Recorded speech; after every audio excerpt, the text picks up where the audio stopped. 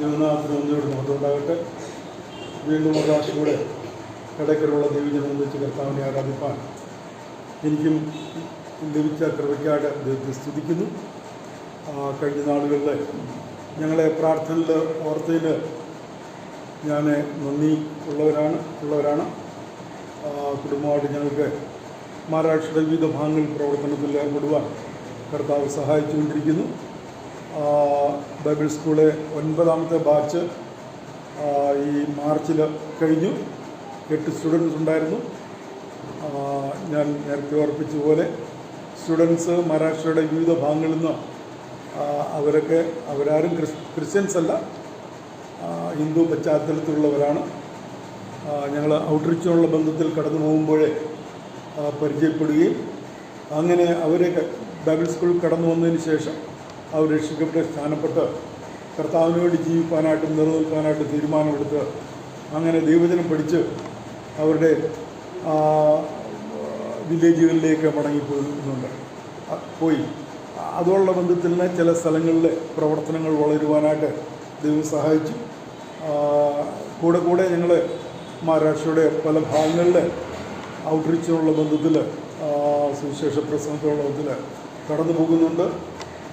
നമുക്കറിയാം, ഇന്നത്തെ കാലങ്ങളിലെ സുവിശേഷത്തിന് എതിർപ്പ് വർദ്ധിച്ചുകൊണ്ടിരിക്കുകയായിരുന്നു. മഹാരാഷ്ട്രയെ സംബന്ധിച്ചിടത്തോളം അങ്ങനെ എതിർപ്പില്ലാത്ത ഒരു സ്റ്റേറ്റ് ആയിരുന്നു. എന്നാൽ ഈ 2025 മുതൽ പല സ്ഥലങ്ങളിലും ബജരംഗ് ദളുകാർ, GHPക്കാർ എതിർപ്പ് പലയിടത്തും അവർ ചെയ്യുന്നുണ്ട്. ആൻറ്റി കൺവേർഷൻ ബില്ല് കൊണ്ടുവരും എന്നൊക്കെ പറയുന്നുണ്ട്. എന്നാൽ ഇതുവരെയും വന്നിട്ടില്ല. പ്രത്യേകിച്ച് പ്രാർത്ഥിക്കുക. നമ്മുടെ ദേശത്ത് കർത്താവിൻ്റെ സുവിശേഷം എത്തേണ്ട സ്ഥലങ്ങളിൽ എത്തിക്കുക എന്നുള്ള കർത്തവ്യം ദൈവമക്കളായിരിക്കും നമുക്ക് ഓരോരുത്തർക്കും ഉള്ളതാണ്. അതിനുവേണ്ടിയാണ് കർത്താവ് നമ്മെ വിളിച്ചിരിക്കുന്നത്. ഒരിക്കലും നാം മറന്നു പോകരുത്. കടന്നു വരാൻ സാധിക്കുന്നവർ കടന്നു വരാം. അതുപോലെ തന്നെ പ്രാർത്ഥിക്കുവാനായിട്ട് നിങ്ങൾക്ക് സാധിക്കും. കഴിഞ്ഞ നാളിൽ പ്രാർത്ഥിച്ചതുപോലെ ഇനിയും വരും ദിവസങ്ങളിലും ഞങ്ങളുടെ മഹാരാഷ്ട്രയിലെ പ്രവർത്തനങ്ങൾ ഓർത്ത് പ്രാർത്ഥിക്കുക. വളരെയധികം സ്ഥലങ്ങൾ പ്രവർത്തനത്തിന് വേണ്ടി തുറന്നു കിടക്കുകയാണ്. എവിടെ ചെന്ന് പറഞ്ഞാലും, ഏത് വില്ലേജിൽ ചെന്ന് പറഞ്ഞാലും സുവിശേഷം കേൾക്കാൻ ഒരുപാട് പേര് താല്പര്യപ്പെട്ടിരിപ്പുണ്ട്. പക്ഷെ പ്രശ്നം എന്ന് പറഞ്ഞാൽ പോകാനായിട്ട് ആളില്ല എന്നുള്ളതാണ്. അതുകൊണ്ട് പ്രത്യേകിച്ച് ഈ പ്രവർത്തനങ്ങളെ ഓർത്ത് പ്രാർത്ഥിക്കുക. ദൈവം സഹായിക്കട്ടെ. അനേകരെ കർത്താവിന് സന്നിധാനം, കർത്താവിൻ്റെ വരവിന് മുൻപായിട്ട് അനേകരെ നേടുവാനായിട്ട് നമുക്ക് കർത്താവ് നമ്മെ ഓരോരുത്തരും സഹായിക്കുമാറാകട്ടെ. നമുക്ക് അല്പസമയമുള്ള ചിന്തയുള്ള ബന്ധത്തിൽ റോമാലേഖനം 6-ാം അധ്യായത്തിൻ്റെ 1-ാമത്തെ വാക്യം വായിക്കണം എന്നാണ് ഞാൻ ആഗ്രഹിക്കുന്നത്. റോമാലേഖനം, book of Romans chapter 6 verse 1. റോമാലേഖനം 6-ാം അധ്യായത്തിൻ്റെ 1-ാമത്തെ വാക്യം. ആകയാൽ നാം എന്തു പറയേണ്ടു? കൃപ പെരുകേണ്ടതിനു പാപം ചെയ്തുകൊണ്ടിരിക്കുകയോ എന്നോ ഒരു നാളും അരുത്. ഈ റോമാലേഖനം എത്ര നേരം പഠിച്ചാലും അത്രയും നമുക്ക് ആത്മീയ ചൈതന്യം, ആത്മീയ ഉണർവ് നൽകുന്ന ഒരു പുസ്തകമാണ് ഈ റോമാലേഖനം. പല വേദപണ്ഡിതന്മാർ പറയുന്നത് റോമാലേഖനം എന്ന് പറയുന്നത് 5ാമത്തെ സുവിശേഷമായിട്ടാണ് പലരും ഇതിനെ കാണുന്നത്. എന്നിരുന്നാലും പൗലോസ് ഈ റോമാലേഖനം എഴുതുമ്പോൾ റോമിലുള്ള വിശ്വാസികൾക്ക് വേണ്ടിയാണ് താൻ എഴുതിയിരിക്കുന്നത് എന്ന് നമുക്കറിയാം. റോമിൽ താൻ പോയിട്ടില്ല.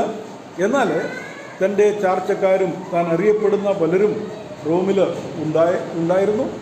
ചിലപ്പോഴേ ഈ യെരുശലേം സഭ ഉപദ്രവത്താൽ ഛിന്നഭിന്നമായി തീർന്നപ്പോൾ ചിലർ റോമിൽ കടന്നു വന്നു. അവിടെ കർത്താവിനെ ആരാധന അങ്ങനെ തുടങ്ങി.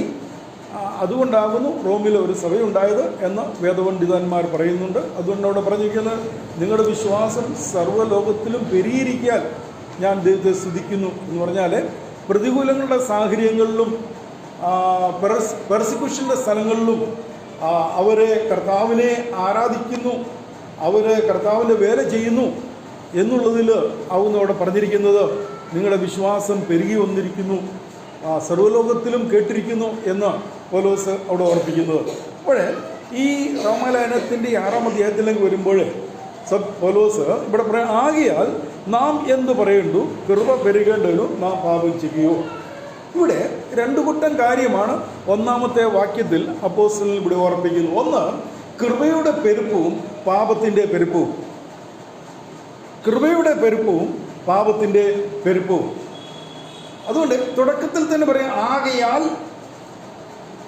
നാം എന്നാണ് അവിടെ എന്ന് പറഞ്ഞാൽ എന്ത് പറയേണ്ടു, ആകയാൽ നാം എന്ത് പറയേണ്ടു എന്ന് പറഞ്ഞാൽ 5-ാം അധ്യായത്തിൻ്റെ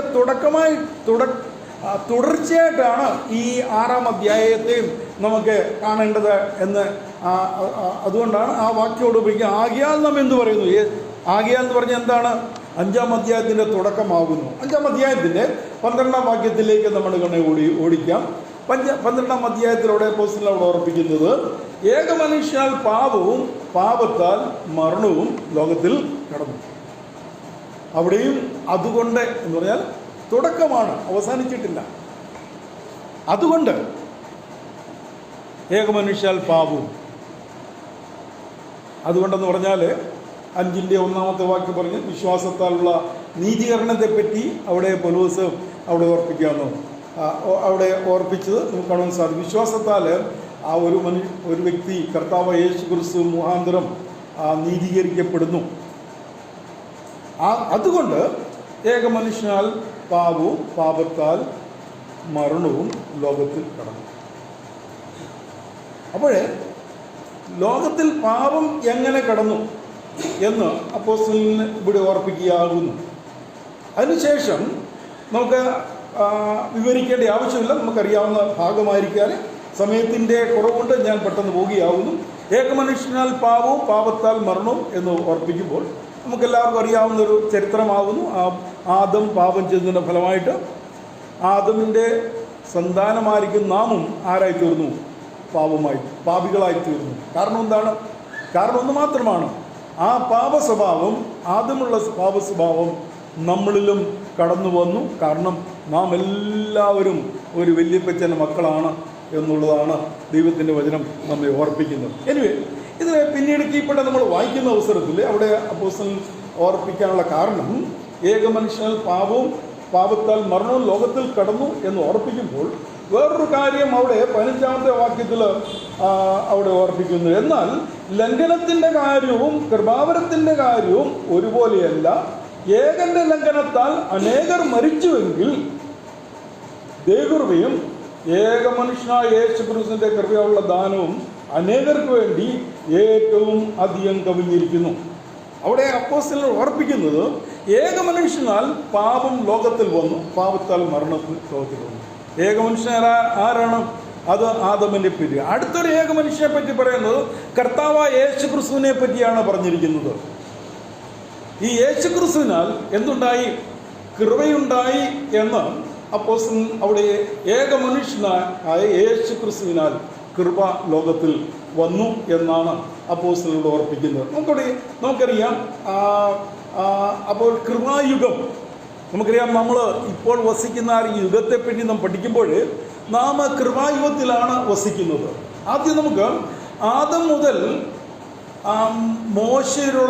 മോശയുള്ള കാലത്തെപ്പറ്റി നാം പഠിക്കുമ്പോൾ ആ കാലത്തെപ്പറ്റി നമുക്ക് കാണുന്നത് മനസാക്ഷി യുഗം എന്നാണ് വേദപണ്ഡിതന്മാർ ആ യുഗത്തെ വിളിച്ചിരിക്കുന്നത്. മനസാക്ഷി യുഗം എന്ന് പറഞ്ഞാൽ അന്ന് എഴുതപ്പെട്ടതായിരിക്കുന്ന ഒരു ഗ്രന്ഥം വിശ്വാസികൾക്ക് വേണ്ടി ഉണ്ടായിരുന്നില്ല. നമുക്ക് റോമാലേഖനം നമുക്ക് 2:11 മുതൽ വാക്യം വായിക്കുമ്പോൾ അവിടെ ദൈവം ലോകത്തെ ന്യായം വിധിക്കുന്ന അവസരത്തിൽ പറ്റി പറയുന്നുണ്ട്. എന്താണ് അവിടെ പറഞ്ഞിരിക്കുന്നത്? ന്യായപ്രമാണം ഇല്ലാത്തവർക്ക് ദൈവം എന്ത് ചെയ്യുന്നു? അവരുടെ മനസാക്ഷി മുഖാന്തരം എന്ത് ചെയ്യുന്നു? അവരെ ന്യായം വിധിക്കുന്നു. പറഞ്ഞാൽ അവിടെ പറയുന്നുണ്ട്, ദൈവം മനുഷ്യനെ സൃഷ്ടിച്ചപ്പോൾ നമ്മൾ ഓർക്കണം, ദൈവം മനുഷ്യന്റെ മനസാക്ഷിയിൽ ദൈവത്തിൻ്റെ കൽപ്പന എഴുതിയിരുന്നു. അപ്പോസ്തലനായിരിക്കുന്ന പൗലോസ് കൊരിന്ത്യർ ഇവിടെ പറയുന്നുണ്ട്, ഹൃദയത്തിൻ്റെ പലകയിൽ എഴുതി വെച്ചു എന്നാണ് ആ അപ്പോസ്തലൻ കൊരിന്ത്യ ലേഖനത്തിൽ ഇവിടെ ഓർപ്പിക്കുന്നത്. അപ്പോൾ നോക്കുക, ദൈവം മനുഷ്യനെ സൃഷ്ടിച്ചപ്പോൾ ദൈവിക കൽപ്പന എവിടെ എഴുതി വെച്ചു? മനുഷ്യൻ്റെ ഹൃദയത്തിൽ എഴുതി വച്ചിട്ടുണ്ട്. പിന്നീട് നമ്മൾ കീഴ്പ്പെട്ട് വായിക്കുമ്പോൾ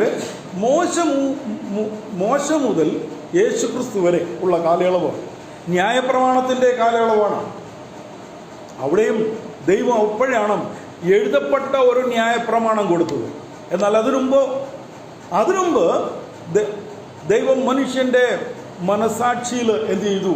ആ നിയമം എഴുതി വെച്ചു എന്നാണ് നമുക്കിവിടെ വായിക്കാൻ സാധിക്കും. ഒരു കാര്യം നാം ഓർക്കേണ്ടത് ബൈബിൾ നമുക്ക് ദൈവം തന്നതായിരിക്കുന്ന ഏറ്റവും ഒരു ഉത്തമമായിരിക്കുന്ന പുസ്തകമാകുന്നു. ബൈബിൾ പോലെ ഒരു പുസ്തകം ഇന്ന് ലോകത്തിൽ നമുക്ക് കാണുവാനായിട്ട് സാധിക്കത്തില്ല. അനേക മതഗ്രന്ഥങ്ങൾ ലോകത്തിലുണ്ട്. പല മതഗ്രന്ഥങ്ങളും ഞാൻ വായിച്ചിട്ടുണ്ട്, എന്നാൽ പഠിക്കുവാൻ ശ്രമിച്ചിട്ടുണ്ട്. എന്നാൽ പാപത്തെ പാപമെന്നും വിശുദ്ധിയെ വിശുദ്ധി എന്നും മനസ്സിലാക്കത്തക്ക നിലയിൽ എഴുതപ്പെട്ട ഒരു പുസ്തകം ബൈബിൾ മാത്രമേ ഉള്ളൂ. പാപമെന്നാൽ എന്ത്? നമുക്കറിയാം, നമ്മൾ ബൈബിൾ വായിക്കുമ്പോൾ പെട്ടെന്ന് നമ്മുടെ ഹൃദയത്തിന് കുത്തുകൊള്ളാനുള്ള കാരണം എന്താണ്? കാരണം എന്ന് പറഞ്ഞാൽ ഓൾറെഡി നമ്മുടെ മനസാക്ഷിയിൽ ആ ദൈവം പാപം എന്നാൽ എന്ത്, തെറ്റെന്നാൽ എന്ത്, ശരി എന്നാൽ എന്ത് എന്നുള്ളത് ദൈവം നമ്മുടെ മനസാക്ഷിയിൽ എഴുതി വച്ചിട്ടുണ്ട്. നോക്കുക, എല്ലാവരും പറയും ഞങ്ങളുടെ ഗ്രന്ഥങ്ങളെല്ലാം ഉള്ളതാണ്. എന്താണ്? തെറ്റിനെ തെറ്റെന്ന് എഴുതി. ആരുടെയും ഗ്രന്ഥങ്ങളിൽ നമുക്ക് കാണാൻ സാധിക്കില്ല. ബൈബിൾ എന്ന് പറയുന്ന ഒരു പുസ്തകത്തിൽ മാത്രമേ പാപത്തെ പാപമെന്ന് എഴുതിയിട്ടുള്ളൂ, നീതിയെ നീതി എന്ന് എഴുതിയിട്ടുള്ളൂ, വിശുദ്ധിയെ വിശുദ്ധി എന്ന് എഴുതിയിരിക്കുന്ന ഏക പുസ്തകം ഏതാകുന്നു? ബൈബിൾ മാത്രമാകും. അതുകൊണ്ടാണ് അപ്പോസ്തലനായിരിക്കുന്ന പൗലോസ് തിമോത്തി ലേഖനത്തിൽ പറയുന്നത്, ദൈവത്തിൻ്റെ വചനം it is inspired by God. ദൈവം ഉച്ചരിച്ചതായിരിക്കുന്ന വചനങ്ങളാകുന്നു. അപ്പോൾ നോക്കുക, ഇവിടെ നാം ഓർക്കേണ്ടത് മോശ മുതൽ യേശുക്രിസ്തുവിനുള്ള കാലത്തെപ്പറ്റി നോക്കുമ്പോൾ അവിടെ ഏത് കാലമായിരുന്നു? ന്യായപ്രമാണ കാലമായിരുന്നു. ഇവിടെ അപ്പോസ്തലനോട് ഓർപ്പിക്കുന്നത് അപ്പോൾ പാപമായിരുന്നു വാണരുത് എന്ന് പറയുന്നു. ദൈവം ന്യായപ്രമാണം കൊടുത്തു. അതിനുമുമ്പേ ആദം മുതൽ മോശ വരെയുള്ള സമയം ദൈവം മനസാക്ഷിയിൽ ദൈവിക നിയമം കൊടുത്തു. പക്ഷെങ്കിൽ മനുഷ്യന് ദൈവത്തിൻ്റെ നീതിയിൽ വസിപ്പാനായിട്ട് സാധിക്കത്തില്ലായിരുന്നു. കാരണം എന്താണ്? പാപം മനുഷ്യനിലെ വാണിരുന്നു. അതാണ് അപ്പോസ്തലനായിരിക്കുന്ന പൗലോസ് 5-ാം അധ്യായത്തിൽ അവിടെ ഓർപ്പിക്കുന്നത്. അതുകൊണ്ട് പിന്നീട് നമ്മൾ അവിടെ വായിക്കുമ്പോൾ പറയുന്നതാണ്, പാപം ലോകത്തിൽ വാണതുപോലെ എന്താണ് കൃപയും 5-ാം അധ്യായത്തിൻ്റെ ലാസ്റ്റിൽ പറയുന്നത്, പാപം മരണത്താൽ വാണതുപോലെ കൃപയും നമ്മുടെ കർത്താവ് യേശുക്രിസ്തു മുഖാന്തരം നീതിയാൽ നിത്യജീവനായി വാഴേണ്ടതിന് തന്നെ. അതുകൊണ്ടാണ് നാം വിശ്വസിക്കുന്നത് നമ്മൾ കൃപായുഗത്തിലാവുന്നു വസിക്കുന്നത്. അതുകൊണ്ട് അപ്പോസ്തലനായിരിക്കുന്ന പൗലോസ് ഇവിടെ ചോദിക്കുന്നത്, ആകയാൽ നാം എന്ത് പറയേണ്ടു? കൃപ വരേണ്ടവനു പാപം ചെയ്യുകയോ എന്ന് ഒരു നാളും അരുത്. അപ്പോൾ നമ്മളെ ഈ പാപം എന്നാൽ എന്ത് ഞാൻ ഓർപ്പിച്ചുവല്ലോ. ബൈബിൾ അല്ലാതെ വേറൊരു പുസ്തകവും നമ്മളെ പഠിപ്പിക്കുന്നില്ല. ബൈബിൾ അല്ലാതെ വേറൊരു പുസ്തകവും മനുഷ്യനെ പാപത്തെ പാപമെന്ന് പഠിപ്പിക്കുന്ന വേറൊരു പുസ്തകമില്ല. ബൈബിൾ നമ്മൾ വായിക്കുമ്പോൾ ഗ്രീക്കിൽ പാപം എന്നുള്ള ശബ്ദത്തിന് ആ വാക്കിന് 2 അർത്ഥമാണ് കൊടുത്തിരിക്കുന്നത്. ഒന്ന് പാരബേസിസ് എന്നുള്ള ശബ്ദമാകുന്നു. അതിൻ്റെ അർത്ഥം നിയമലംഘനം, അല്ലെങ്കിൽ മത്സരം, അല്ലെങ്കിൽ അനുസരണക്കേട്. ഇതെല്ലാം പാരബേസിസ് എന്നുള്ള പദത്തിൻ്റെ അർത്ഥം. രണ്ടാമതായിട്ട് കൊടുത്തിരിക്കുന്ന ശബ്ദമാണ്, പാപത്തിന് കൊടുത്തിരിക്കുന്ന ശബ്ദമാണ് ഹമാർത്ഥമ. ഹമാർത്ഥമ എന്ന് പറഞ്ഞാൽ ലക്ഷ്യം തെറ്റുക. പാപം എന്താണ്? ഗ്രീക്ക് ഭാഷയിൽ പറയുന്നത് ഒന്ന് എന്താണ്? മത്സര ഹൃദയം, അല്ലെ അനുസരണക്കേടിൻ്റെ ഹൃദയം. അല്ലെങ്കിൽ പറഞ്ഞിരിക്കുന്നത് ലക്ഷ്യം തെറ്റിയുള്ള ജീവിതം. അപ്പോസ്തലനായിരിക്കുന്ന പൗലോസ് ഫിലിപ്പി ലേഖനത്തിൽ എഴുതുന്ന അവസരത്തിൽ 3:14 പൗലോസോട് ഓർപ്പിക്കുന്നുണ്ട്, പിമ്പുള്ളതെല്ലാം മറന്ന് മുമ്പുള്ള ആഞ്ഞും കൊണ്ടും പരമ വിളിയുടെ ലാക്കിലേക്ക് ഞാൻ ഓടുന്നു. അപ്പോൾ പൗലോസ് തൻ്റെ ജീവിതത്തിലുള്ള ബന്ധത്തിലൂടെ പറയുന്നത്, എൻ്റെ ജീവിതത്തിൽ എനിക്കൊരു ലക്ഷ്യമുണ്ട്. അതെന്താണ് ലക്ഷ്യം? ഇറ്റ്സ് എ ഹൈ കോളിംഗ്, പരമവിളി. കർത്താവ് സ്വർഗത്തിൽ നിന്ന് എന്നെ വിളിച്ചിരിക്കുന്നു. ആ വിളിയെ ലക്ഷ്യമാക്കിക്കൊണ്ട് ഞാൻ ഓടുന്നു. അപ്പോൾ നമ്മുടെ വിശ്വാസ ജീവിതത്തെ പറ്റി ഓർക്കേണ്ടത്, നമ്മുടെ ജീവിതത്തിൽ ലക്ഷ്യമുണ്ട്. ലക്ഷ്യമില്ലാത്ത ജീവിതം അപകടം നിറഞ്ഞ ജീവിതമാണ്. പാപം എന്നാൽ എന്താണ്? പാപം എന്ന് പറഞ്ഞാൽ ഒന്നേ ഉള്ളൂ, ലക്ഷ്യമില്ലാത്ത ജീവിതം. നമുക്ക് കർത്താവ് യേശുക്രിസ്തുവിനുള്ള ബന്ധത്തിലും യോഹന്നാന്റെ സുവിശേഷം 4:34 കർത്താവ് പറയുന്നുണ്ട്, എന്നെ അയച്ചവന്റെ പ്രവൃത്തി തികയ്ക്കുന്നത് അത്രേ എൻ്റെ ആഹാരം. അപ്പോൾ യേശുക്രിസ്തുവിന്റെ ലക്ഷ്യം എന്തായിരുന്നു? To fulfil the purpose of the father. പിതാവിൻ്റെ ഇഷ്ടം നിവർത്തിക്കുക. പിതാവിൻ്റെ ഇഷ്ടം നിവർത്തിക്കുക. പൗലോസ് തന്നെ പറഞ്ഞു, ഞാൻ ആ ലക്ഷ്യത്തെ നോക്കി ഓടുകയാണ്. ഏത് ലക്ഷ്യത്തെയാണ്? പിതാവിൻ്റെ ഇഷ്ടം നിവർത്തിപ്പാനായിട്ട് ഞാൻ ഓടുകയാണ്. പ്രിയമുള്ള ദൈവജനമേ, നാം നമ്മുടെ വിശ്വാസ ജീവിതത്തിൽ നമ്മുടെ ലക്ഷ്യം എന്താണ് എന്നെപ്പോഴും ചിന്തിക്കേണ്ടതാണ്. ഞാൻ എൻ്റെ ഓട്ടം, എൻ്റെ ജീവിതം പിതാവിന് ഇഷ്ടം, is it to please and God, ദൈവത്തെ പ്രസാദിപ്പിക്കുന്ന ഒരോട്ടമാകുന്നു എൻ്റെ ഓട്ടം. നമ്മൾ പലപ്പോഴും നമ്മുടെ ഓട്ടം, നമ്മുടെ ലക്ഷ്യം ഈ ലോകത്തിൽ എന്തെങ്കിലും നേടുക എന്നുള്ളതാണ്. അതിലൊരു തെറ്റുമില്ല. കർത്താവ് വാഗ്ദത്തം ചെയ്തിട്ടുണ്ട്, ഞാൻ എന്ത് ചെയ്യും? സകലം തരുമെന്ന് കർത്താവ് പറഞ്ഞിട്ടുണ്ട്. എന്നാൽ നമ്മുടെ ജീവിതത്തിൽ ലക്ഷ്യമുണ്ടാകണം. നമ്മുടെ ജീവിതത്തിൽ നമ്മുടെ കർത്താവിനെ പ്രസാദിപ്പിക്കുക എന്നുള്ളതാണ് എൻ്റെ ലക്ഷ്യം. ആ ലക്ഷ്യം തെറ്റിക്കഴിഞ്ഞാൽ നമ്മൾ എന്തായി തീർന്നു? നാം പാപത്തിൽ ആയിപ്പോകും, പാപത്തിൽ വീണു പോകും എന്ന് നമുക്ക് എപ്പോഴും നാം ഓർക്കേണ്ട സംഗതിയാകുന്നു. നമുക്ക് പാപത്തെപ്പറ്റി പഠിക്കുമ്പോൾ we should know the gravity of sin. പാപത്തിൻ്റെ ആകർഷണ വലയത്തെപ്പറ്റി നാം ഓർക്കണം. കുഞ്ഞുങ്ങളൊക്കെ സ്കൂളിൽ പഠിക്കുമ്പോൾ അറിയാം, ഭൂമി ഒരു ആകർഷണ വലയത്തിലാണ്, അല്ലേ? സൂര്യനെ എന്ത് ചെയ്യണം? ഇങ്ങനെ ചുറ്റിക്കൊണ്ടിരിക്കുക. സകല ഗോളങ്ങളും ആകർഷണ വലയത്തിൽ ഇങ്ങനെ ചുറ്റിക്കൊണ്ടിരിക്കുകയാവും. ഒരാകർഷണ ശക്തി ഉണ്ട്. അതുപോലെ തന്നെയാണ് നമ്മുടെ ശരീരം. Our flesh has gravity towards the sin. നമ്മുടെ ശരീരത്തിന് പാപത്തോടുള്ള വലിയൊരു ആകർഷണമുണ്ട്. ഈ ലോകം മുഴുവനും പാപത്തോടുള്ള ആകർഷണ ശക്തി. ഇത് നേരിൽ പറഞ്ഞാൽ സൂര്യന് ചുറ്റും സകല ഗോളങ്ങളും എന്ത് ചെയ്യണം? ആകർഷണ വലയത്തിൽ കറങ്ങുന്ന പോലെ ഈ ലോകത്തിൽ വസിക്കുന്ന സകല മനുഷ്യനും പാപത്തിൻ്റെ ആകർഷണ ശക്തിയിൽ എന്ത് ചെയ്യണം? കറങ്ങിക്കൊണ്ടിരിക്കുകയാണ്. നമ്മൾ ഒരിക്കലും മറന്നു പോകരുത്. ഈ ആകർഷണ ശക്തിയിൽ നിന്ന് കർത്താവ് നമ്മെ വിടുവിച്ചു. നമുക്ക് റോമാലേഖനത്തിലേക്ക് നോക്കുമ്പോൾ 7-ാം അധ്യായത്തിൻ്റെ 24-ാം വാക്യം വായിക്കുമ്പോൾ അപ്പോസ്തലനായിരിക്കുന്ന പൗലോസ് അവിടെ പറയുന്നുണ്ട്, അയ്യോ ഞാൻ എത്ര അരിഷ്ട മനുഷ്യൻ. കാരണം എന്താണ്? നമുക്കറിയാം, പൗലോസിനെ സംബന്ധിച്ചോളം പൗലോസിനെ കർത്താവ് വിളിച്ചു, കർത്താവ് രക്ഷിച്ചു, പാപത്തിൽ രക്ഷിച്ചു, കർത്താവിൻ്റെ വേലയിലാക്കി. വേലയിലായിരുന്നിട്ട് പോലും 7-ാം അധ്യായത്തിൽ പൗലോസ് പറയാണ്, what A wretched fellow that I am. ഞാൻ എത്ര അരിഷ്ട മനുഷ്യനാണ്. കാരണം എന്താണ്? ഞാൻ ചെയ്യുവാൻ ഇച്ഛിക്കുന്ന നന്മ ചെയ്യുന്നില്ല, ഇച്ഛിക്കാത്ത തിന്മയത്രേ. പൗലോസും പറയാണ്, ഈ പാപത്തിൻ്റെ ഗ്രാവിറ്റിയിൽ ഞാനും ചിലപ്പോഴും പെട്ടുപോകുന്നു. ഈ പാപത്തിൻ്റെ ആകർഷണ ശക്തിയിൽ പലപ്പോഴും ഞാൻ എന്ത് ചെയ്തു? ഞാനും പെട്ടുപോകും. ഞാൻ ആദ്യമേ ഓർത്തു, what is mean by sin? പാപം എന്നാൽ എന്ത്? ദൈവത്തിന് ഇഷ്ടമല്ലാത്ത ഏതൊരു കാര്യവും എന്ന് പറഞ്ഞാൽ ലക്ഷ്യം തെറ്റിയുള്ള എല്ലാ ജീവിതവും പാപ സംബന്ധമായ ജീവിതമാകുന്നു. അപ്പോൾ എൻ്റെ ലക്ഷ്യം എന്താണ്? എൻ്റെ ലക്ഷ്യം ഒന്ന് മാത്രമാണ്, എൻ്റെ രക്ഷിതാവിനെ പ്രസാദിപ്പിച്ചുകൊണ്ട് ജീവിക്കുക. അതാണ് എൻ്റെ ലക്ഷ്യം. പൗലോസ് പറഞ്ഞേ, ഇറ്റ്സ് എ ഹൈ കോളിംഗ്. സ്വർഗത്തിൽ നിന്ന് എന്നെ വിളിച്ചിരിക്കുന്നു, അതിനുവേണ്ടി എന്നെ വിളിച്ചിരിക്കുന്നു. അപ്പോൾ എൻ്റെ ലക്ഷ്യം എന്താണ്? ഈ ലക്ഷ്യം ഞാൻ പൂർത്തീകരിക്കാനായിട്ട് പരിശ്രമിക്കുമ്പോൾ പൗലോസ് പറയുന്നത്, ഈ എൻ്റെ ജഡമായ ശരീരം എന്താണ്, എന്നെ ആകർഷിച്ചുകൊണ്ടിരിക്കുന്നു. 7-ാം അധ്യായത്തിൻ്റെ 14-ാം വാക്യത്തിൽ അവിടെ പൗലോസ് അവിടെ ഓർമ്മിക്കുന്നുണ്ട്. എന്താണ്? ഞാനോ ജഡമയൻ, പാപത്തിൻ്റെ ദാസൻ.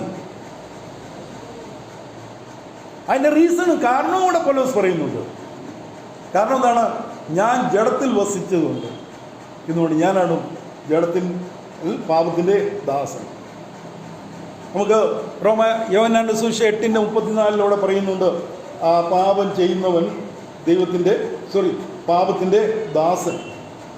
അപ്പോൾ നോക്കുക, ദൈവത്തിന് ഇഷ്ടമില്ലാത്ത പ്രവൃത്തി ചെയ്യുന്നതെല്ലാം അത് പാപമാകുന്നു എന്നാണ് നമുക്ക് ദൈവവചനം നമ്മെ പഠിപ്പിക്കുന്നത്. അപ്പോൾ രണ്ടാമതായിട്ട് നമ്മൾ ഓർക്കേണ്ടത് ദ ഡെപ്ത് ഓഫ് സിൻ, പാപത്തിൻ്റെ അഗാധത, ആഴം. അതുകൊണ്ട് നമ്മൾ സങ്കീർത്തനം 40-ന്റെ 2-ാമത്തെ വാക്യം വായിക്കുമ്പോൾ അവിടെ പറയുന്നുണ്ട്, എന്താണ് പറയുന്നത് അവിടെ? കുഴഞ്ഞ ചേറ്റിൽ നിന്നും, അല്ലേ, നാശകരമായ കുഴിയിൽ നിന്നും കുഴഞ്ഞ ചേറ്റിൽ നിന്നും.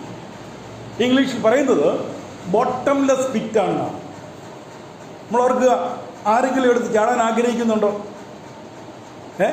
നാശകരമായ കുഴിയിലേക്ക് ആരും ചാടാൻ ആഗ്രഹിക്കുന്നു? ആരും ചാടാൻ ആഗ്രഹിക്കുന്നില്ല. എന്നാൽ പാപത്തെ പറ്റി ദൈവവചനം അവിടെ പറഞ്ഞിരിക്കുന്നത്, it's a horrible pit, it's a bottomless pit, നാശകരമായിരിക്കുന്ന കുഴി. എന്നാൽ ഈ പാപത്തിൽ വീണു പോകുന്ന ഒരു മനുഷ്യന് ഒരിക്കലും രക്ഷ നേടുവാൻ സാധിക്കില്ല. എന്നാൽ റോമാലേഖനം 8 നമ്മൾ നോക്കുമ്പോൾ അവിടെ പറയുന്നത്, ക്രിസ്തുവേശുള്ളവർക്ക് യാതൊരു ശിക്ഷാവിധിയും ഇല്ല. അവിടെയാണ് നമ്മൾ കർത്താവിൽ സന്തോഷിക്കുന്നത്. കാരണം എന്താണ്? രക്ഷ നേടുവാൻ ഒരു വഴിയുമില്ല. എന്നാൽ ഈ യേശു ക്രിസ്തു മുഖാന്തരം എനിക്ക് എന്ത് ലഭിച്ചു? എനിക്ക് രക്ഷ കിട്ടി. അതാണ് 5-ാം അധ്യായത്തിന് 1-ാം വാക്യത്തിൽ അവിടെ അപ്പോസ്തലനായിരുന്ന പൗലോസോട് ഓർപ്പിക്കുന്നത്. എന്താണ്? 5:1 അവിടെ പറയുന്നത്, വിശ്വാസത്താൽ നീതീകരിക്കപ്പെട്ടിരിക്കുന്നു. ഞാൻ യേശു ക്രിസ്തുവിനെ എൻ്റെ രക്ഷിതാവായിട്ട് സ്വീകരിച്ചപ്പോൾ എനിക്ക് ശിക്ഷാവിധിയിൽ നിന്നുണ്ടായി, രക്ഷയുണ്ടായി. എന്നെ ദൈവം നീതീകരിച്ചു. ഞാൻ തന്നെ നീതീകരിക്കുകയല്ലേ ഇത്, കർത്താവ് എന്നെ നീതീകരിച്ചു എന്നാണ് അവിടെ അപ്പോസ്തലൻ നമ്മളെ ഓർപ്പിക്കുന്നത്. അപ്പോൾ പിന്നീട് നമ്മളിവിടെ ഇതിനെപ്പറ്റി നോക്കുമ്പോൾ, അതുകൊണ്ട് പൗലോസ് പറയുന്നത് എന്താണ്? കൃപ പെരുകേണ്ടവന് പാപം ചെയ്യുകയോ എന്ന് ഒരു നാളും അരുത്. നമ്മൾ ഓർക്കണം, നമ്മൾ രക്ഷിക്കപ്പെട്ട് നമുക്ക് പലപ്പോഴും ചില ചിന്തകളുണ്ട്. നമ്മുടെ രക്ഷ ഭദ്രമാകുന്നു, ഇനി യാതൊരു കുഴപ്പവുമില്ല. അത് പലപ്പോഴും നമ്മളെ തെറ്റിലേക്ക്, പാപത്തിലേക്ക് നയിക്കുവാനായിട്ട് പ്രേരിപ്പിക്കുന്നുണ്ട്. എന്നാൽ ഓർക്കണം, നാം പാപത്തെറ്റി പഠിക്കുന്നതായിരിക്കുന്നതിൽ ഒന്ന്, നമുക്ക് ശിക്ഷാവിധി ഇല്ലായെങ്കിൽ തന്നെയും എബ്രായലേഖനം 12-ാം അധ്യായത്തിൽ പറയുന്നുണ്ട്, എന്താണ്? ബാലശിക്ഷ ഉണ്ട് എന്ന് പറയുന്നുണ്ട്, അല്ലേ? ബാലശിക്ഷ ഉണ്ട്. അതോടൊപ്പം തന്നെ രണ്ടാമതൊരു കാര്യം നാം ഓർക്കേണ്ടത്, പാപത്തിൻ്റെ കോൺസിക്വൻസ്, പരിണിത ഫലം. നമുക്കറിയാം, ആദമിനോട് പറഞ്ഞു, നീ ഫലം പറിച്ചു തിന്നാൽ നീ മരിക്കും. പലരും ചോദിക്കും, ആദം മരിച്ചില്ലല്ലോ, അല്ലേ? പലരും ബൈബിൾ വായിച്ചിട്ട് ചോദിക്കും, ആദം മരിച്ചില്ലല്ലോ എന്ന്. ഓർക്കണം, ആദം മരണത്തിന് അടിമയായി മാറിയിരുന്നു. എന്നാൽ ദൈവം എന്ത് ചെയ്തു? ആദമിന് വേണ്ടി പ്രായശ്ചിത്തം കഴിച്ചു. എന്നാൽ ദൈവം ആദമിൻ്റെ ആത്മാവിനെ രക്ഷിച്ചു, നരകത്തിൽ രക്ഷിച്ചു. എന്നാൽ ആദമിൻ്റെ ജീവിതത്തിലെ പരിണിത ഫലം തൻ്റെ ജീവകാലം മുഴുവനും അനുഭവിക്കേണ്ടതായിട്ട് വന്നു. നമുക്കറിയാം, ഉടനെ അവിടെ പറയുന്നുണ്ട്, നീ വേർപ്പോടെ എന്ത് ചെയ്യുന്നു? അപ്പം ഭക്ഷിക്കും. അതോടൊപ്പം പല കാര്യങ്ങളും ഇവിടെ പറയുന്നുണ്ട്, അല്ലേ? ഭൂമി ശപിക്കപ്പെട്ടു. തൻ്റെ കണ്ണിൻ്റെ മുൻപിൽ തന്നെ കണ്ടു തൻ്റെ മകനെ കായേൻ എന്ത് ചെയ്തു? ഹാബേലിനെ കൊന്നു. ഇതെല്ലാം തൻ്റെ കണ്ണിൻ്റെ മുൻപിൽ താൻ കാണുകയാണ്. അതെന്താകുന്നു? ശരിയാണ്, ദൈവം തൻ്റെ പാപത്തിനു വേണ്ടി പ്രായശ്ചിത്തം ചെയ്തു. പക്ഷേ പരിണിത ഫലം ആദമിൻ്റെ ജീവകാലം മുഴുവനും ആദമിന് കാണുവാനായിട്ട് സാധിച്ചു. ദാവീദിനെ പറ്റി നമുക്കറിയാവുന്ന ഒരു കഥയാകുന്നു. ദാവീദ് ബത്ശബയുള്ള ബന്ധത്തിൽ പാപം ചെയ്തു, ഊരിയാവിനെ കൊന്നു. അവിടെ നമുക്ക് കാണാൻ സാധിക്കുന്നുണ്ട്. ദൈവനോട് പറയാണ്, വാള് നിന്റെ ഭവനത്തിൽ നിന്ന് വിട്ടുമാറുകയില്ല. അബ്ശാലോമിൻ്റെ മരണത്തോളം ബന്ധത്തിലാണ് ദാവീദ് അവിടെ കരയുന്നത്. എൻ്റെ മകനെ അബ്ശാലോമേ, നിന്റെ സ്ഥാനത്ത് ഞാൻ മരിക്കേണ്ടതായിരുന്നു. അപ്പോഴാണ് ദാവീദിന് ബോധ്യം വന്നത്, തെറ്റ് ഈ സംഭവങ്ങൾ എൻ്റെ ഭവനത്തിൽ നടക്കുന്നതായിരിക്കുന്ന സകല അനിഷ്ട സംഭവങ്ങളുടെയും കാരണക്കാരൻ എൻ്റെ പാപത്തിൻ്റെ പരിണിത ഫലമാണ്. അതുകൊണ്ടാണ് ഇവിടെ അപ്പോസ്തലനായിരിക്കുന്ന പൗലോസ് ഇവിടെ ഓർപ്പിക്കുന്നത്, ആ കൃപ പെരുകേണ്ടതിനു പാപം ചെയ്യുകയോ എന്ന്. അപ്പോൾ ഓർക്കണം, പാപത്തിൻ്റെ പാപം ലോകത്തിൽ പെരുകിക്കൊണ്ടിരിക്കുകയാണ്. ദൈവമക്കളുടെ ജീവിതത്തിൽ പാപം പെരുകുവാനായിട്ട് പാടില്ല. അതുകൊണ്ടാണ് ഈ 6-ാം അധ്യായത്തിൽ ഇവിടെ ചോദ്യം ചോദിച്ചിരിക്കുന്നത്, പാപം ചെയ്യുകയോ എന്ന് ഒരു നാളും അരുത്. കാരണം എന്താണ്? പാപം ചെയ്താൽ പാപത്തിൻ്റെ പരിണിത ഫലം ഒരു വ്യക്തിക്ക് ജീവകാലം മുഴുവനും അനുഭവിക്കേണ്ടതായിട്ട് വരുന്നു. അതുകൊണ്ട് പറഞ്ഞത് ഒരിക്കലും അരുത്. രണ്ടാമത് ഓർക്കേണ്ടത് എന്താണ്? കൃപ പെരുകുക. കൃപ, ദ ഗ്രേസ് ഓഫ് ഗോഡ്. ദൈവത്തിൻ്റെ കൃപയെപ്പറ്റി നമുക്ക് ഇവിടെ ഓർക്കാം. യോഹന്നാന്റെ സുവിശേഷം 1-ാം അധ്യായത്തിൻ്റെ 14-ാം വാക്യം വായിക്കുമ്പോൾ അവിടെ പറയുന്നുണ്ട്, കൃപയും സത്യവും നിറഞ്ഞനായി യേശുക്രിസ്തുവിനെ പറയും, വചനം ജഡമായി, we have seen his glory. അവൻ്റെ മഹത്വം കണ്ടു. എന്താണ്? കൃപയും സത്യവും നിറഞ്ഞവനായി. അപ്പോൾ യേശുക്രിസ്തുവിൽ കൃപയും സത്യവും നിറഞ്ഞവനായിരുന്നു. 16-ാം വാക്യത്തിലൂടെ യോഹന്നാന്റെ സുവിശേഷം 1-16 വായിക്കുന്നുണ്ട്, കൃപമേൽ കൃപ ലഭിപ്പാനായിട്ട്. അപ്പോൾ നോക്കുക, കർത്താവായ യേശുവിന്റെ കൃപ. നാം ദൈവകൃപയെ പറ്റി നന്നായിട്ട് പഠിക്കേണ്ടതും മനസ്സിലാക്കേണ്ടതായൊരു സബ്ജക്റ്റ് ആകുന്നു. നമ്മൾ ഒന്നാമതായിട്ട് ഓർക്കേണ്ടത് തീത്തോസിന്റെ ലേഖനം 2-ാം അധ്യായത്തിന്റെ 11-ാം വാക്യം വായിക്കുമ്പോൾ, സകല മനുഷ്യർക്കും രക്ഷാകരമായിരിക്കും ദൈവത്തിൻ്റെ കൃപ എന്ന് പറഞ്ഞാൽ, നാം രക്ഷിക്കപ്പെട്ടത് തന്നെ നമ്മുടെ മെടുക്കോ കഴിവുകൊണ്ടൊന്നുമല്ല, പിന്നെന്താകുന്നു? ദൈവത്തിൻ്റെ കൃപയാണ്. We are saved by grace. രക്ഷാകരമായിരിക്കുന്ന ദൈവത്തിൻ്റെ കൃപ എന്നാണ് അവിടെ അപ്പോസ്തലൻ തീത്തോസിന്റെ ലേഖനത്തിൽ ഇവിടെ ഇരിക്കുന്നത്. എഫെസ്യ ലേഖനത്തിലേക്ക് നോക്കുന്നതായിരിക്കും അവസരത്തിലും 2:8 അവിടെ വായിക്കുന്നുണ്ട്, കൃപയാലല്ലോ വിശ്വാസം മൂലം നാം രക്ഷിക്കപ്പെട്ടിരിക്കുക. അപ്പൊ നോക്കുക, നമ്മുടെ രക്ഷയ്ക്ക് കാരണമായിരിക്കുന്നത് എന്താണ്? ആ കൃപയാണ്. ആ കൃപയെ നോക്കിയിട്ടാണ് യോഹന്നാൻ പറഞ്ഞിരിക്കുന്നത്, വചനം ജഡമായി ഞങ്ങളുടെ മധ്യത്തിൽ വസിച്ചു, അവൻ കൃപ നിറഞ്ഞവനായിരുന്നു. അപ്പൊ നോക്കുക, ഈ ദൈവത്തിന്റെ കൃപ എന്ന് പറഞ്ഞാൽ എന്താണ്?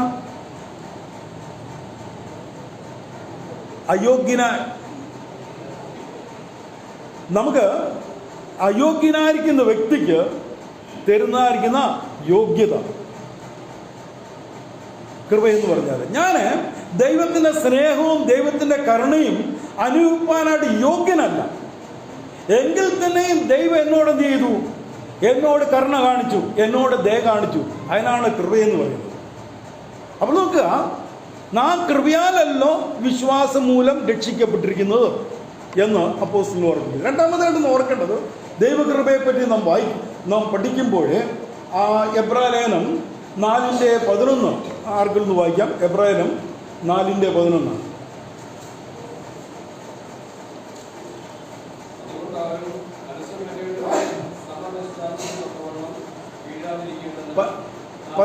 സോറി, 4:16. അതുകൊണ്ട് കരുണ ലഭിപ്പാനും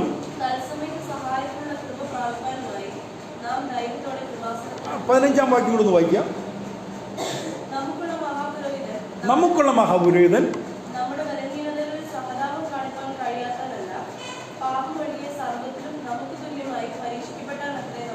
അപ്പൊ ഈ വാക്യം നമ്മൾ ശ്രദ്ധിച്ച് വായിക്കുക.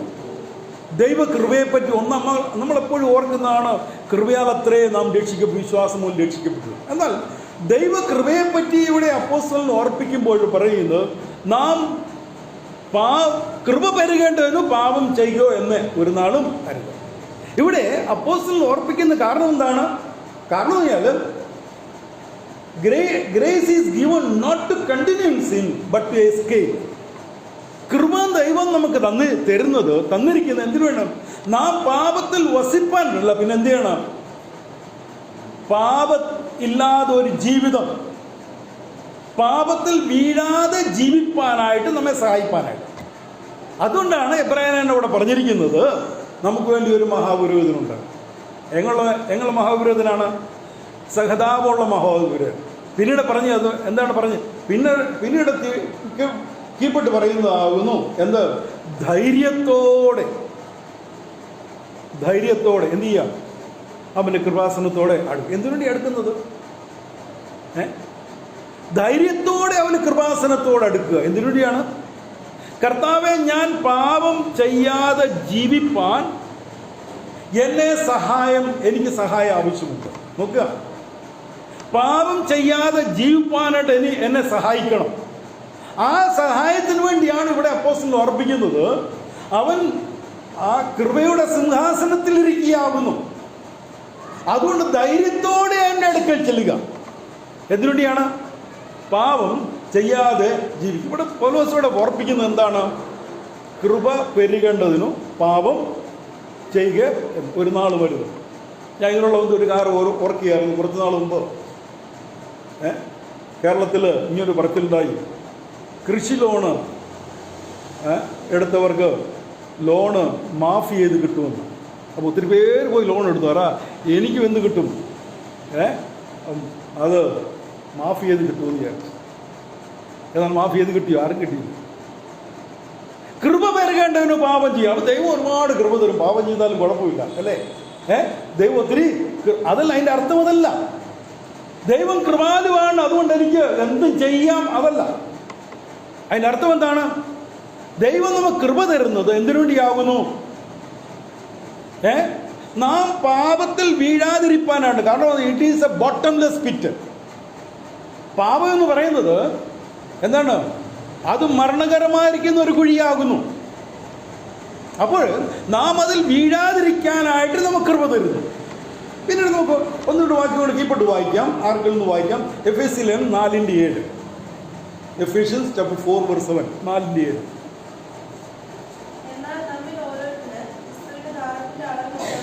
എന്താ അവിടെ പറഞ്ഞിരുന്നത്? ഓരോരുത്തനും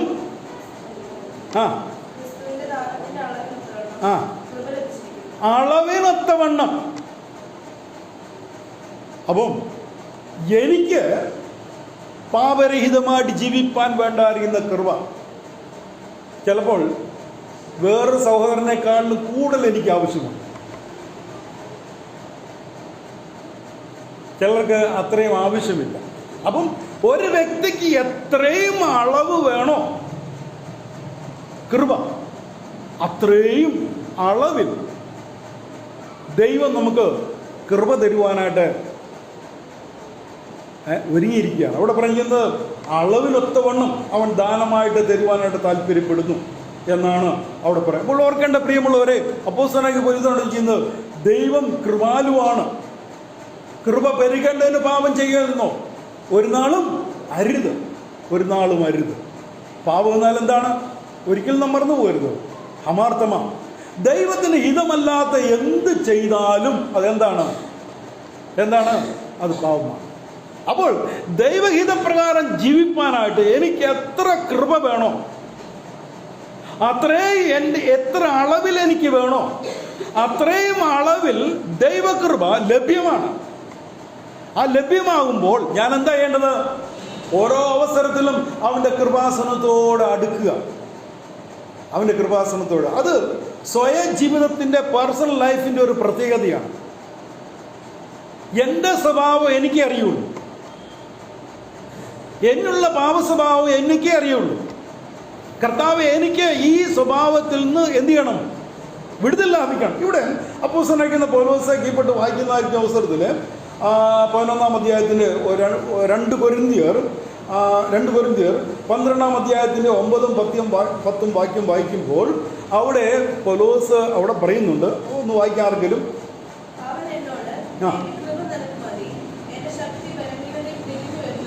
കാരണം എന്താണ്? അവിടെ പ്രസംഗത്തിൻ്റെ ശുശ്രൂഷയുടെ വൈഭവത്താൽ ഞാൻ നിഗളിച്ചു പോകാതിരിക്കേണ്ടതിനും എന്താണ്? എനിക്കൊരു ശൂലം തന്നിരിക്കുന്നു. അപ്പോഴേ ഞാൻ നിഗളിച്ചു പോകാൻ, നിഗളം പാവമാണ്, ഞാൻ നിഗളിച്ചു പോകാതിരിക്കാൻ എത്ര കൃപ വേണോ അത്രയും കൃപ കർത്താവ് പറഞ്ഞു, എൻ്റെ കൃപ നിനക്ക് മതി. അവൻ നിഗളവും പാവമാണ്. അപ്പോസ്തലനൊക്കെ പൗലോസോട് ഓർപ്പിക്കുന്നതാണ്, നിഗളവും പാപമാണ്. പിന്നീട് നമ്മൾ ഈ പൗലോസിനെ പറ്റി നമ്മൾ 1 കൊരിന്ത്യർ 15:10 വായിക്കുമ്പോൾ, അതുകൊണ്ടാണ് പൗലോസ് ഞാനാകുന്നവൻ ക്രിസ്തുവിൻ്റെ കൃപയാലാകും. പ്രിയമുള്ളവരെ, ദൈവകൃപ അനുഭവിച്ചെങ്കിൽ മാത്രമേ നമുക്ക് ഒരു വിശുദ്ധ ജീവിതം നയിപ്പാനായിട്ട് സാധിക്കുകയുള്ളൂ. വീണ്ടും പെട്ടെന്ന് നമ്മുടെ സമയം പോവുകയാണ്. നമ്മൾ റോമാലേഖനം 1:7 വായിക്കുമ്പോഴും എഫെസ്യർ 1:3 വായിക്കുമ്പോൾ എല്ലാം പറയുന്നതോടെ പൗലോസ് ഒരു വാക്കുകൂടി ഉപയോഗിക്കും, ഗ്രേസ് ആൻഡ് പീസ്. കൃപയും സമാധാനവും. എൻ്റെ അർത്ഥം എന്താണ്? Grace is a root and peace is a fruit. Grace എന്ന് പറഞ്ഞാൽ ഒരു വൃക്ഷത്തിന്റെ എന്താണ്? വേരാണ്. പീസ് എന്ന് പറഞ്ഞാൽ എന്താണ്? അതിൻ്റെ ഫലമാകുന്നു. അപ്പോൾ നമ്മൾ ദൈവകൃപയെ പറ്റി വിപുലമായിട്ട് പഠിക്കേണ്ട ഒരു സബ്ജക്റ്റ് ആകുന്നു. പൗലോസ് എഴുതുന്ന എല്ലാ ലേഖനവും നമുക്ക് കാണുന്നുണ്ട്, കൃപയും സമാധാനവും നിങ്ങളോടുകൂടി ഉണ്ടായിരിക്കട്ടെ എന്ന് പറഞ്ഞാൽ ആർക്ക് ദൈവത്തിന്റെ കൃപ അനുഭവിക്കുന്നോ ആ വ്യക്തിക്ക് മാത്രമേ എന്തനുഭവിക്കാൻ സാധിക്കത്തുള്ളൂ? സമാധാനം അനുഭവിക്കാനായിട്ട് സാധിക്കുകയുള്ളൂ. നമുക്കറിയാം അപ്പോസ്തലനായ പൗലോസിന്റെ ജീവിതത്തിലുള്ള ബന്ധത്തിലും പൗലോസും ബർണബാസും ജോൺ മാർക്കുമുള്ള ബന്ധത്തിൽ വലിയൊരു ആർഗ്യുമെന്റ് ഉണ്ടായി അല്ലേ? അവർക്ക് ഒന്നിച്ചു പോകാൻ പറ്റാത്തൊരു നിലയിൽ. പിന്നീട് നമ്മൾ കാണാൻ സാധിക്കുന്ന അവർ രണ്ടായിട്ട് പിരിഞ്ഞിട്ടും നമുക്ക് ബർണബാസിനെ ചേർത്തുകൊള്ളുന്ന കാര്യത്തിലും മർക്കോസ് എനിക്ക് ഒരിക്കൽ പറഞ്ഞ് പ്രയോജനമില്ലാത്തന അവനെ എനിക്ക് പ്രയോജനം കൊണ്ടിരിക്കുക. അവിടെ നോക്കുക, പൗലോസിന് കൃപയെ അനുഭവിച്ചു. എന്തുകൊണ്ടാണ്? അന്ന് ക്ഷമിക്കാനും സഹിക്കാനും ആദ്യം സാധിച്ചില്ല. അതുകൊണ്ട് പൗലോസ് പറയുന്നത് ഞാൻ ആകുന്നത് എന്താകുന്നു? ദൈവത്തിൻ്റെ കൃപയാൽ അത്രയെന്ന് പറയും. കാരണം എന്താണ്? അത് ക്ഷമിക്കാനുള്ള കഴിവ് പൗലോസിന് എവിടുന്ന് കിട്ടി? ഭയങ്കര പിടിവാശിക്കാരനായിരുന്നു പൗലോസ്. നമുക്കറിയാം പത്രോസുമുള്ള ബന്ധത്തിൽ നമുക്ക് കാണുവാൻ സാധിക്കുന്നുണ്ട്. പത്രോസിന്റെ മുഖത്ത് നോക്കി പറയുകയാണ്, നീ ഒരു യഹൂദനായിരിക്കുന്ന ഒരു വ്യക്തി അന്യജാതിക്കാരോട് ഇങ്ങനെ കാണിക്കുന്നത് ശരിയല്ല എന്ന് ഗലാത്യ ലേഖനത്തിൽ പൗലോസ് പറയുന്നുണ്ട്. അവിടെ പത്രോസ് ഒരു വാക്കുപോലും പറഞ്ഞില്ല അല്ലേ? പത്രോസിന് പറയും, നീ ആരുടെ എന്നോട്, നമ്മളൊക്കെയാന്ന് ചോദിച്ചാൽ നീ ആരുടെ എന്നെ ഉപദേശിക്കാനല്ലേ?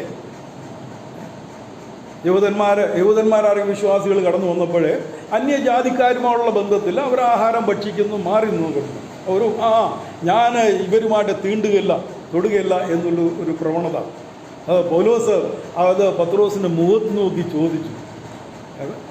പത്രോസ് ഒരു ശബ്ദം പോലും ഇവിടെ മിണ്ടിയില്ല, ചോദിച്ചില്ല. നീ ആരാടാ എന്നോട് ചോദിക്കാൻ?